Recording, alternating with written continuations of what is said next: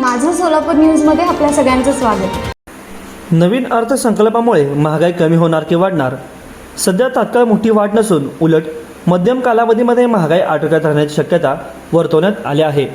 तर महागाई कशामुळे वाढते व कमी होते यामध्ये प्रामुख्याने 4 गोष्टींचा परिणाम होतो: कर, टॅक्स आणि शुल्क, इंधन व वाहतूक खर्च, अन्नधान्य व जीवनावश्यक वस्तू, लोकांच्या हातात असलेला पैसा।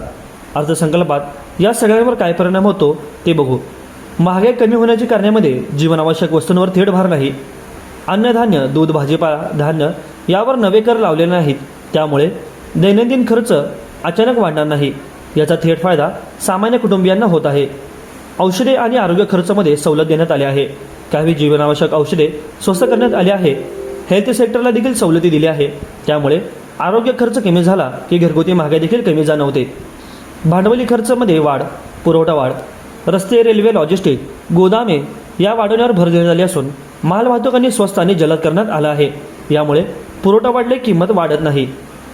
कर सवलतीमध्ये मर्यादित असून मध्यम वर्गाला थोडा दिलासा आहे, पण मोठ्या प्रमाणात रोख पैसा बाजारात सोडलेला नाही, म्हणजेच लोकांची खरेदी शक्ती अचानक वाढून महागाई उसळणार नाही।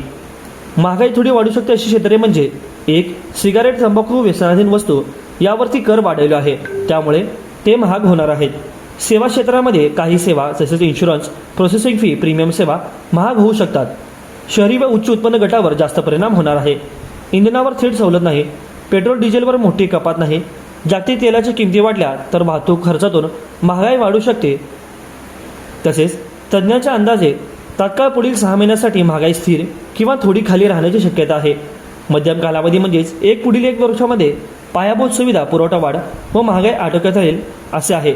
तर सर्वात जास्त धोका हा जागतिक तेल, अवकाळी पाऊस व शेती उत्पादन घटमध्ये होऊ शकतो। माझं सोलापूर न्यूज या यूट्यूब चॅनलला सबस्क्राईब करा आणि बेल आयकॉन प्रेस करायला विसरू नका।